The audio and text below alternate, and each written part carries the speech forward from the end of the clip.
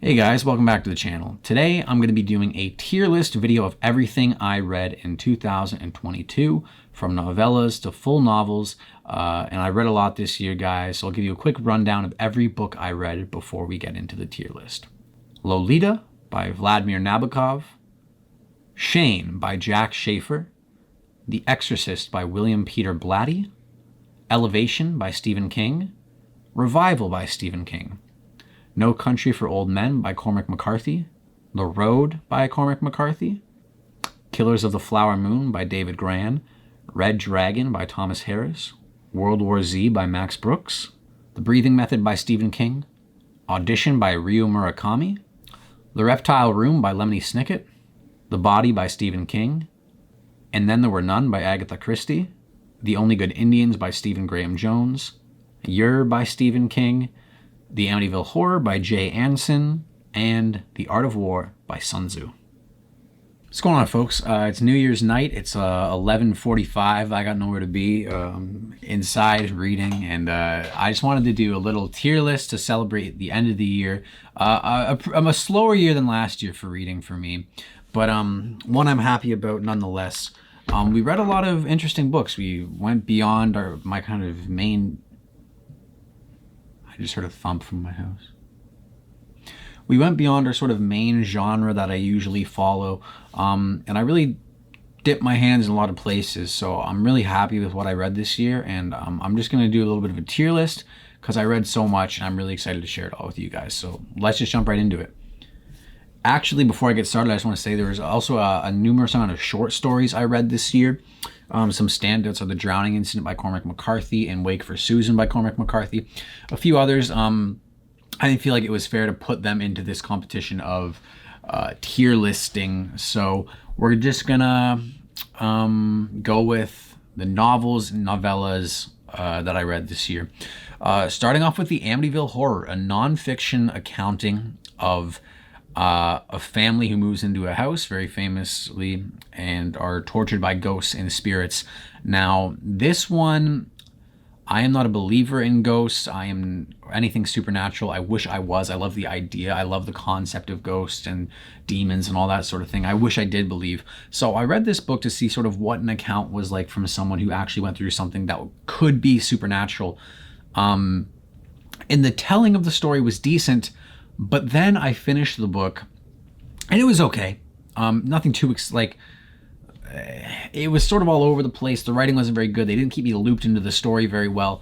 And it was just kind of like this happened and this happened and this happened. But what really soured my taste on The Amityville Horror was I looked into it after because I thought, what an amazing story. This is absolutely crazy. And so much of it was debunked. There are places listed in the book that didn't actually exist in the time that the book takes place. There are references to people and locations that couldn't have coordinated properly with the timeline that they paint, and all sorts of stuff that got debunked in this. So that really, I felt like I wasted a lot of my time when I read this book. I'll never revisit it. I would never recommend it. I mean, it was just okay, and for that, it's getting D tier, guys.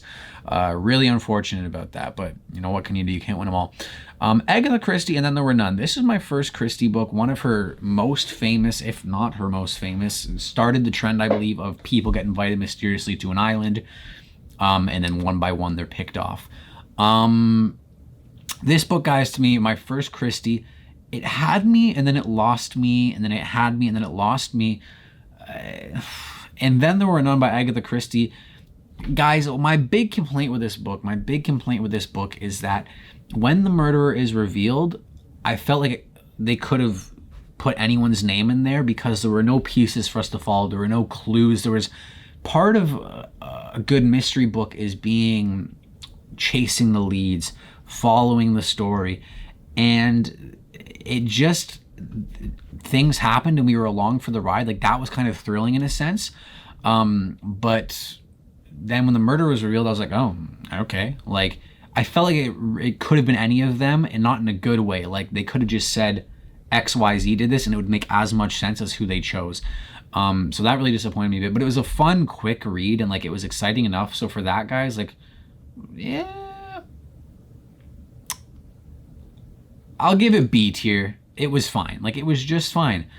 Moving on to Sun Tzu's The Art of War, a nonfiction short book about war strategy and stratagems. And this book, for the time, I understand why it was revolutionary at the time, and I understand why it's kind of like the fundamentals of different strategies and approaches to combat other than meeting your enemy on the field. But here's the thing, guys. I thought it was going to be a lot more philosophical. I thought it was going to be, they still teach this in military schools today, and I think that makes sense as a place to teach it there, but I was really hoping this would be something that was, people talk about this book like it's one of the best books ever written, and it was so cut and dry, like stating the obvious. And I think because I have the 21st century perspective, but stuff like, instead of attacking your enemy directly, attack their supply lines, leaving them starving and desperate, and then lowering their soldiers' morale. Like, yeah, no shit. So that was like kind of the whole book. And it was just not a fun read, not good, and nothing applicable to my life. And for all you guys in the comments who are going to be like, what a sissy, like, guys, I do martial arts, I do Muay Thai, I do Jiu-Jitsu, I know like the warrior spirit, and like I watch UFC and I love it. It's one of my favorite things. So like, I'm not like some pussy who doesn't like war stuff. Like, guys, it just is stating the obvious, revolutionary for its time, but worthless for today's non-military personnel. The Body by Stephen King, also known as Stand By Me, right into A tier. A flawless depiction of youth, coming of age. Best line in the book, I never had friends like the ones I did when I was 12. Jesus does anybody. That sums it up perfectly. A flawless tale of youth and adventure, and my God, it was amazing. It was just amazing. Didn't let me down at all.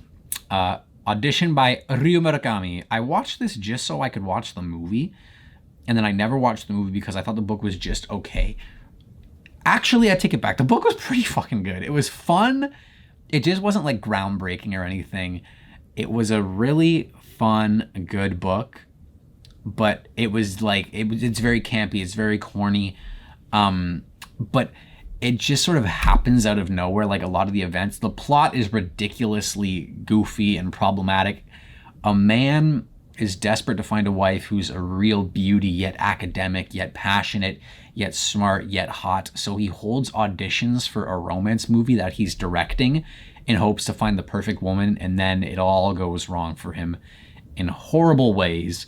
Audition by Ryu Murakami, we're going to put it in upper B tier. It was fun, but like it was nothing to write home about. Like there are a few people I recommend it to, but I'm never going to think about this book again. The Breathing Method by Stephen King. An interesting tale that left me very inspired, and kind of the woe and whimsy, and not whimsy, but like mysticism is a better word, of this story was really drawing me in. It's a man who's who gets invited to this elite secretive club of storytellers, and it's his turn to tell a story, and he tells quite a tale. And I think it's a Christmas story actually too. So bonus points for that, because this is the holiday season. Great fun read. It was a novella, not a full-length novel. And it was quite short, but I liked it, and I liked it, and it was good. Brokeback Mountain, A tier. Very, very, very short novella. Two cowboys realize they're gay for each other, and they can't be because they are cowboys in Wyoming. One is a lot more open and willing to give it a shot. One is extremely homophobic and has to wrestle with the terms that he himself is gay. Great storytelling, great prose, amazing concept, one of the best romance concepts of all time. And I steer away from a lot of queer media because it's all so cliche a lot of the times. Being gay is hard. And, I get that that's the author's and writer's experience, but when it's the same thing over and over and over again, I get it. So that's why, and as a queer person, I say that. That's why I steered away from a lot of queer media, and Brokeback Mountain included. And then when I finally gave the movie a shot and read the book, thank God I did. One of my all-time favorites. Elevation by Stephen King. We'll put it in upper B tier. Fun, interesting story about a man who's slowly losing weight but not mass, I believe. And his body just becomes lighter and lighter. And it's a small town Castle Rock story about how he deals with that. And it was good. The Exorcist. Okay, guys, now we're really cooking. Now we're getting into the actual meat and potatoes, if you will, of the video. I'm just going to check to make sure I'm actually recording. Okay. The Exorcist is it's getting S tier, guys. A flawless story about a man who's losing his faith and gets pulled back into it by performing an exorcism on a little girl. This is so groundbreaking at its time because stories of demons possessing people and demons and ghosts, it can be very corny, very campy. William Peter Blatty says, what if an atheist family in the modern world of medicine, science, and therapy, something is desperately wrong with their daughter and medicine cannot answer it, and they need to seek something beyond medicine. And then meanwhile, there's a preacher or priest or whatever you want to call him, father, who is losing his faith. And he says, your little girl is not possessed by a demon. But then as the pieces come closer together, it tells an incredible story of love, a mother's drive, forgiveness, and passion and faith and strength. And it's perfect. Speaking of perfect, Killers of the Flower Moon. S tier, S tier. I don't read a lot of true crime or nonfiction. This was my year for nonfiction. I used to never read nonfiction. Killers of the Flower Moon. Absolutely amazing, amazing, amazing, guys. The movie is phenomenal, but not even close to the full story of what happened. One by one, a Native American tribe is being picked off and murdered, and it is a conspiracy so grand and so thrilling and so heartbreaking that it will leave you turning those pages late into the night. And here's the thing. David Grant, as an author, manages to craft this story in a way that you forget you're reading nonfiction. It plays like a novel, but is never sensationalized, dramatized. The story is unbelievable, and he knocks it out of the park.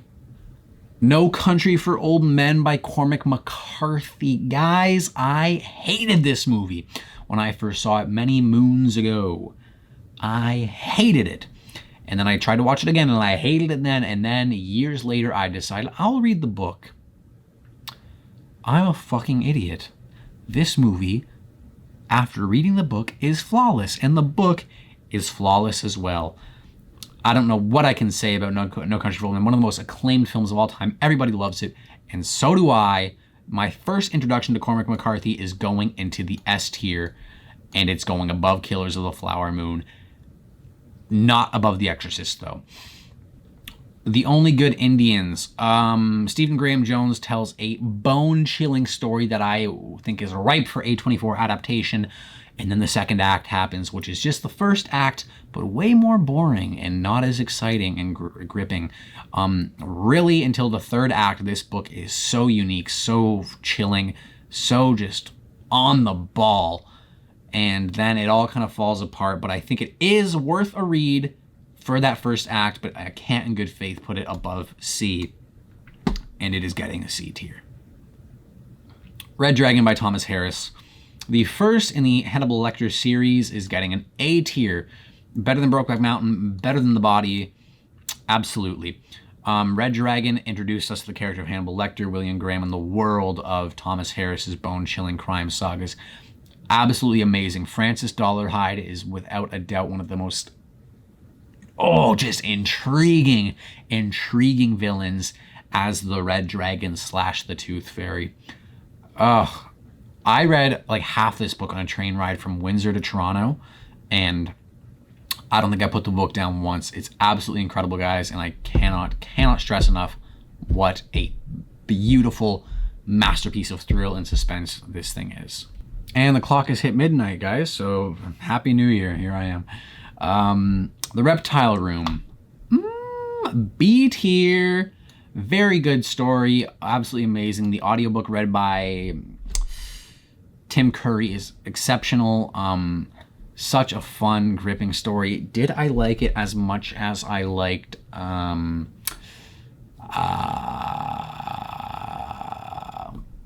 what the fuck is the first one called? The Bad Beginning. I don't know. This book is so frustrating, but it's so brutal for kids. Like, oh my god. Stuff like their evil uncle, cousin, I forget, my brain is going, guys. But the villain saying stuff to little kids who are reading this book, I'll slit your throat if you come out of that room and I hear one peep. Like, stuff like that is just, whoa! Just mind-blowing for its audience and its demographic. But it was really something, really, really something. So it's so fun. It's great for its age. It really pushes the envelope for its age, gets right up to the line. And if I was a kid reading this, it feels mature. It feels like it respects its reader, which is the most important thing to me. It respects its reader, and it's absolutely awesome. High B tier. Revival by Stephen King. Stephen King fans ate me alive on Reddit for this, and I'm a Stephen King superfan.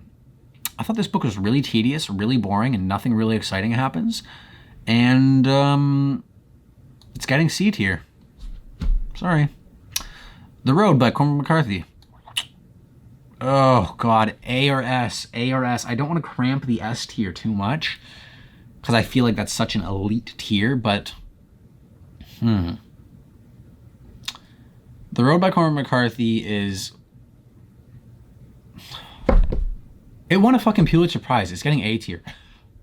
Amazing. Oh, I can't even talk about this without crying. This story is so, it really makes you see what an apocalypse would actually be like. I read a review somewhere that said people who hope for a zombie apocalypse because it'd be so cool and awesome should be forced to read this or watch the film. When I finished the film, I walked upstairs to tell my dad how good it was, and I burst into tears at the sight of him. That's what this film does. This film is kind of a tribute to the bond between a father and son and what a father and son are willing to do to keep each other close and in the best place they can be. And it's just, The Road is a masterpiece, guys. There's no other way to put it. Shane by Jack Schaefer is getting upper C tier, I think. A very simple cowboy western about a man running from his past who puts himself at risk to help people in need. It's a good cowboy story. It's very inspiring. It's a man's man story of what a man should be. And I think it absolutely hits the nail on the head where it wants to. I think it's no, it's not a bit slow at times. It's just nothing extraordinary. It was written ages ago, and it's a simple tale, and for that it gets a simple placement. But it's good and has heart. Yer by Stephen King, ebook exclusive, C tier. It's an interesting ebook exclusive about a guy with like a haunted ebook, and it's pretty interesting and pretty fun. It's just fun and good, but I would never ever be like, y'all gotta read Yer by Stephen King. But it's good and it's fun. World War Z, maybe one of the most creatively fleshed out, dynamic zombie story. Well, not maybe, it is this to me is the definitive zombie story. World War Z portrays a world filled with zombies like no other in such a unique way, such a realistic, such a fleshed out way. Max Landis, you can tell, he thought about how can I tell as many amazing stories as possible set in this zombified world. It's so many things you would never ever think about show up in this book. Like, how would North Korea react to zombies? What happens to zombies in the North and South Pole? What do pharmaceutical companies do when the world is starting to get overrun by zombies? Stuff you would never consider. And it's just mind-blowingly creative and mind-blowingly fun. That is going right near the top of A tier for sure. And lastly, we have Lolita, one of the most controversial books of all time for a good reason. And it is going straight to the top, bottom of S tier. The Road is actually going to go above Killers of the Flower Moon. Lolita is Everything you've ever heard about it is true. The best thing I can say about this book I found from an upvoted comment on Reddit. Reading Vladimir Nabokov is like rediscovering the English language, and it's not even his first language. Lolita is the horrifying story of a man who marries a woman because he is attracted to her young daughter. And it is told in a first-person POV that is absolutely decrepit and traumatizing to be in his POV. But it is written with such flawless prose. And something I was shocked about this book is it never gets graphic. Anytime something evil would happen, the door metaphorically closes. We're never subjected to like disgusting imagery. It's implied within our heads, and it's a serious subject matter, but never is Nabokov tasteless and indulges in any fucking perverse fantasies that some sick fucks might read this for. He treats this topic seriously, but also convincingly tells the tale from the perspective of the abuser, and it is a masterpiece of the English language. So let's take a final look here, guys. The Exorcist, No Country for Old Men, The Road, Killers of the Flower Moon, and Lolita in A tier, or in S tier. In A tier, Red Dragon, World War Z, The Body, Brokeback Mountain. Perfect. B tier, Bad Beginnings, Breathing Method, Audition, Elevation, and Then There Were None. I'm totally happy with that. C, Jack Schaefer's Shane, Revival, Only Good Indians, and you know what, guys? Jack Schaefer, Shane is going up to B tier. It's just a fine book, but it's a simple book. And D tier, Art of War and Amityville Horror. That is our final list, guys. So that is everything I read this year. I really thank you guys so much for joining me. And I know you guys don't really like the book content, but you know, I just got to do me. You know, I just got to do me. And unfortunately, that's the way it goes. So yeah, this is my tier list of everything I read this year. Not as much as I had really hoped to. It was a busy and big year for me. And I got an even bigger one coming up, guys. Exciting things in the works as per always. But that has been my year. Thank you so much for joining me. And I'll see you next year. Actually, this will be uploaded on January 1st. So I'll see you before next year.